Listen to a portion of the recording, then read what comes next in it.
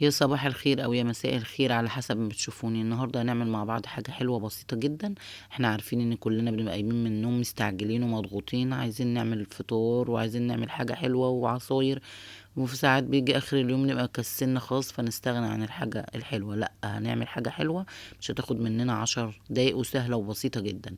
جبت كده معايا 5 أكياس من بسكوت الويفر، أي نوع بسكوت انتِ بتحبيه، طبعًا الكمية حسب برضه الرغبة أو حسب الموجود عندِك. هانقعهم كده في الكبة، أو ما فيش كبة أنا هاكسرهم بإيدي كده زي ما أنتم شايفين معايا في الفيديو، أو ممكن نحطهم في كيس تلاجة وبإيد الهون أو بضهر إيد السكينة، وهننعمهم بالشكل اللي احنا هنحب يعني.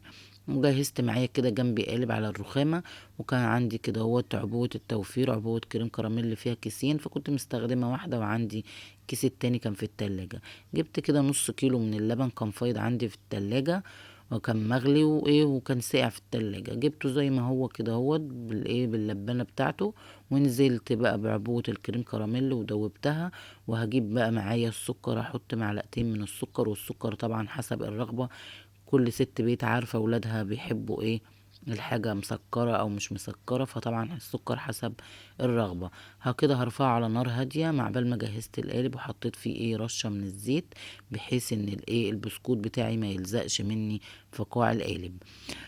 فطبعا البسكوت هنا انا حطيته في القالب من غير ما احط عليه رشة زبدة او رشة سمنة عشان نخلي البسكوت يتماسك. فطبعا انا فرغته تاني بصراحة في الكبة، ورشيت رشة الزبدة، بس طبعا المقطع ده ما جاش معايا. فانتي طبعا رش البسكوت برشة من الزبدة، علشان لما توزعيه كده يبقى متماسك، ما تيجي تطلعيه ويسقع ما يبقاش مفرول.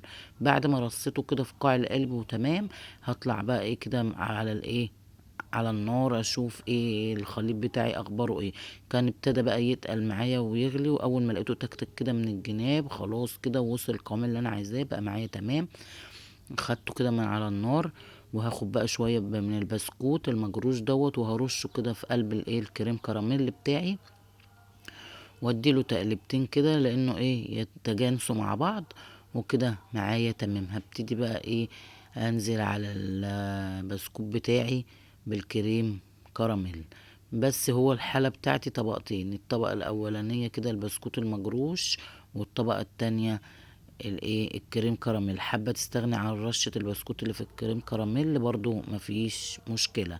طبعا كان فاض معايا بس شوية من البسكوت وشوية من الكريم كراميل، فقلت طبعا مش هرميهم، حطيتهم كده، جبت قلبين من الطواجن الصغيرين دول ورحت موزعهم فيها، وحطيتهم بنفس برضو الطريقة، طبقة من الكريم كراميل وطبقة من البسكوت. بس انا هنا طبعا عكست، حطيت الكريم كراميل الاول وبعدين البسكوت، وفضل برضو معايا شوية من الكريم كراميل تاني حطيتهم. انتي برضو لو عندك القالب كبير طبعا هتستغني عن عن الطواجن الفخار، او لو حابة تعمليها برضو بكمية اقل، بتلات اكياس من البسكوت وربع كيلو من اللبن برضو هتكفي الدنيا معاك. انا كانت عندي الكمية زادت شوية، فطبعا حطيتها في قوالب.